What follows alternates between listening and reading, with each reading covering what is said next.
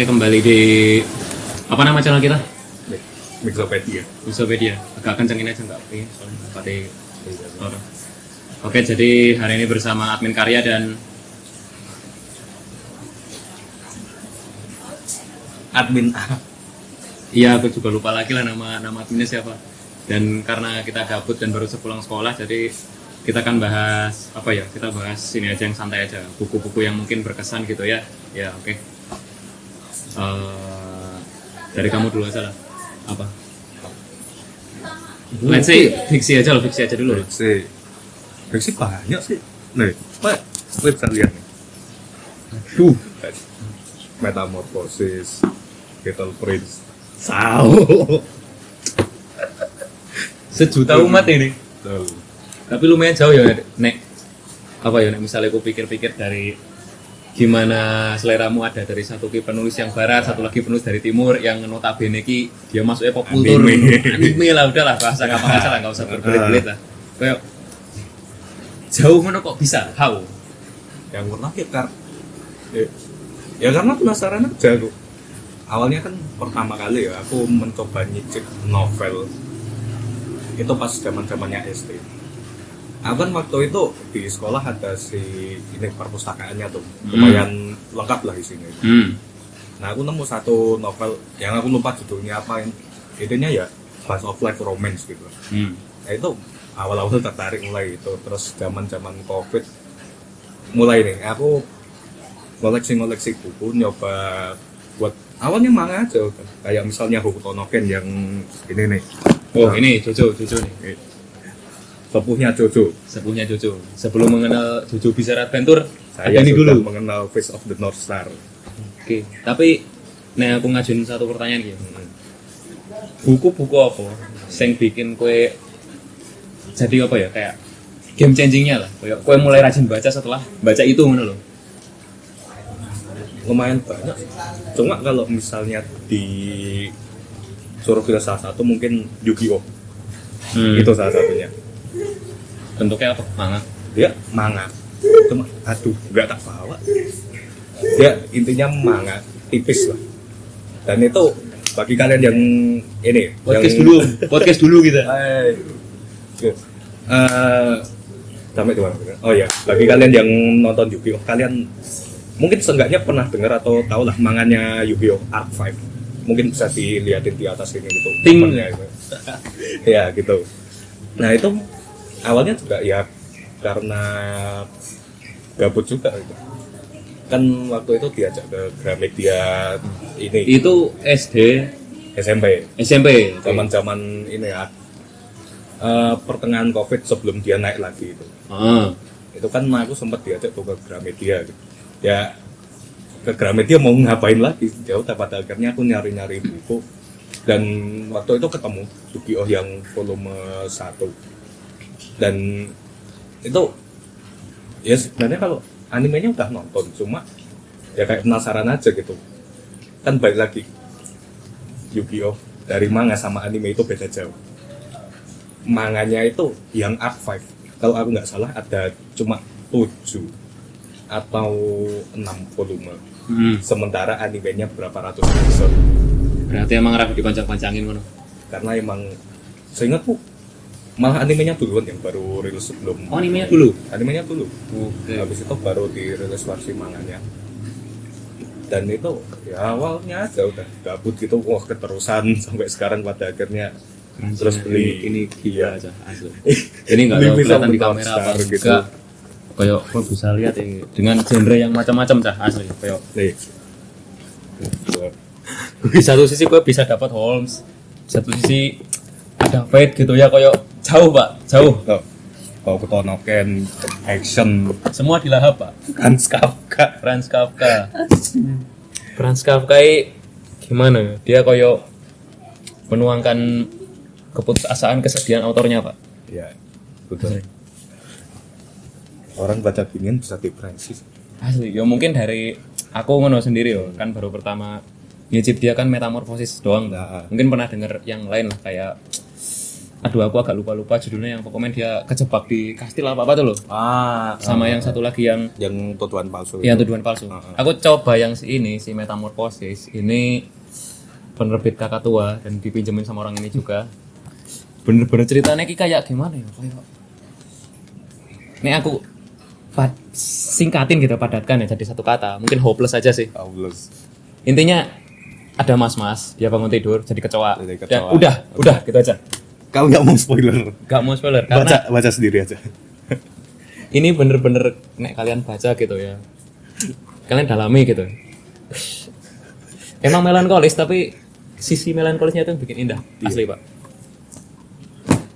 Ya, gitu. Dan kalau dari Anda, buku yang paling berkesan apa? Yang benar-benar kamu baca terus pada akhirnya keranjingan. Ya, hitungannya tergantung sih, mau fiksi apa non fiksi. Fiksi dulu aja. Saya kan bahasnya tadi fiksi juga. Oke, fiksi ya, fiksi. Kalau mau fiksi mungkin yang paling awal ngono ya.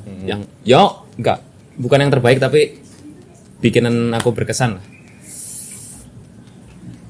The Plague-nya Albert Camus. Oke. Itu hitungannya dalam tanda kutip novel pertama yang ku seriusin bacain, ya walaupun berbulan-bulan juga. Dan gimana ya, dia mungkin kalau tak singkatin jadi in one sentence gitu ya. What if COVID tapi pas zaman kolot lah. Udah gitu aja. Dan si kamu ini kan backgroundnya dia kan filsuf juga tuh. Dia yang nyetusin absurdisme. Kalian baca tuh ya ada lah 1-2 bumbu absurdismenya lah. Intinya kayak hidup itu brengsek gitu ya. Tapi ya udah jalani aja. Life sucks. Ya udah jalanin aja. Gitu. Tapi beberapa ada juga yang gimana? Kau tahu ini enggak karyanya si kamu yang aku agak lupa lagi judulnya apa, kan premisnya tuh ibunya meninggal. Dan entah dia di penjara atau apa, pokoknya yang itu lah. Aku agak lupa lagi. Sempat pernah dengar, cuma karena gimana, dia menyusupi cerita-cerita kayak ada hal terburuk yang terjadi di hidupmu, kayak orang terdekatmu pergi gitu, dan dia menanggapi dengan cuek, masa bodoh. Ya fuck lah. Ya gitu. Itu untuk fiksi. Dan saya tak tamatin juga sampai akhir. Nah untuk non fiksi, ini sih pernah loh. Sebuah seni untuk bersikap bodo amat. Itu buku paling mainstream yang kalian temuin di Gramet. Buku-buku self development paling mainstream itu. Itu buku pertama yang saya beli, bener-bener ditabung dari awal tuh. Wah, gua mau ini buku, tak tabung aja. Dan ya hitungannya mainstream, tapi nek misalnya kalian awal gitu ya mau beli buku kayak self development yang buat ngembangin diri secara harfiah ya, mungkin The Subtle Art of Not Giving a Fuck ya pilihan bagus menurut.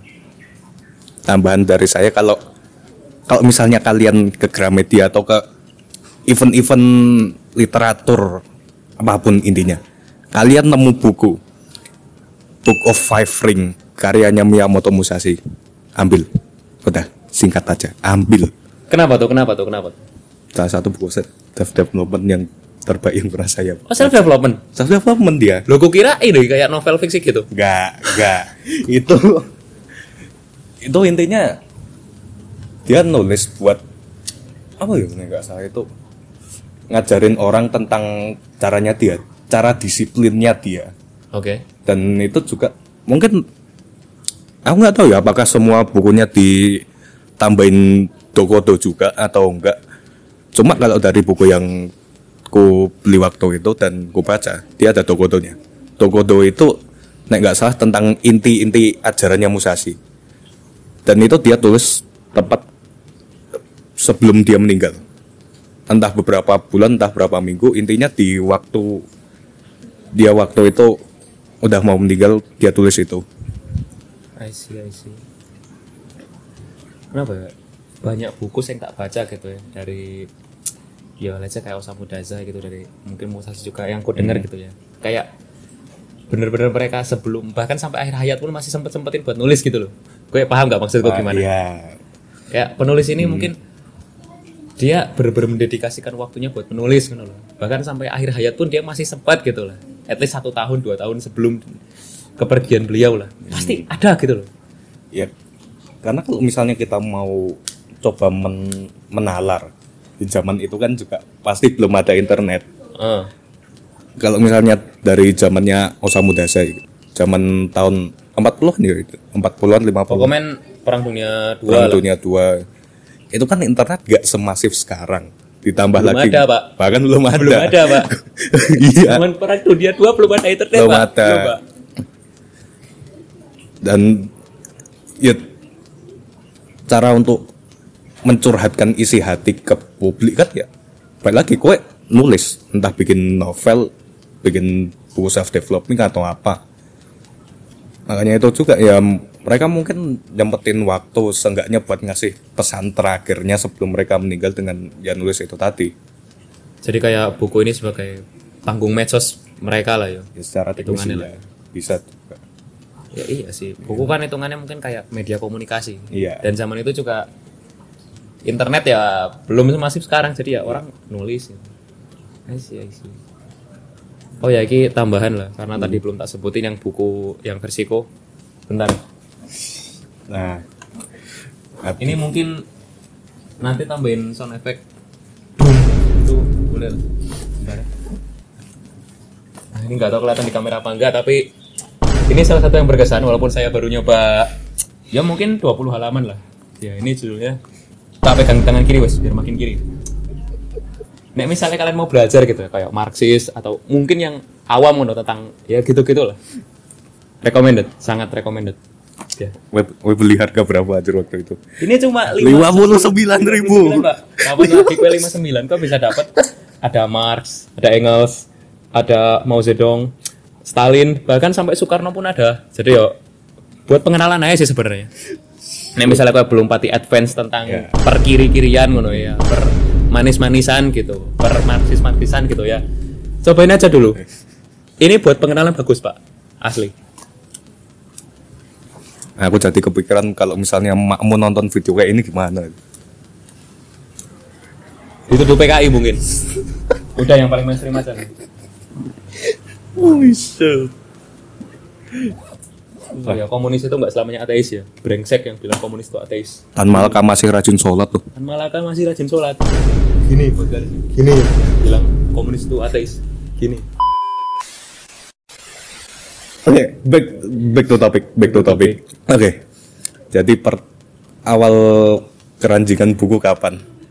Oh iya, keranjingan buku yo. Iki balik ke masa kecil aja dulu ya. Buku udah keranjingan. Dari majalah lah basicnya. Majalah Bobo tuh. Siapa lagi yo yang satu nih Bobo aku lupa. Nanti tak kasih di sini lah. Mombi. Iya, Mombi. Dia ki apa sih yang beruang ya nek enggak salah ya? Beruang. Oh iya beruang yang si. Oh yang gajah bona deh, lupa. Itu. Karena dulu basicnya saya kan emang gambar tuh. Majalah itu banyak gambar-gambarnya. Ya. Rubrik-rubriknya kan menarik. Karena dulu ya bocil ngono kan. Baca buku karena ada gambar-gambarnya. Tapi yang makin umur mulai berubah lah. Mulai dari cerpen, novel dan ya jadi sekarang. Tapi nih sekarang aku katanya mau mulai biasain iki sih yang non fiksi sih katanya. Ya gitulah, mau mengembangkan skill menulis juga mungkin, entahlah, bonus ke depannya. Ya udahlah intinya gitulah mungkin.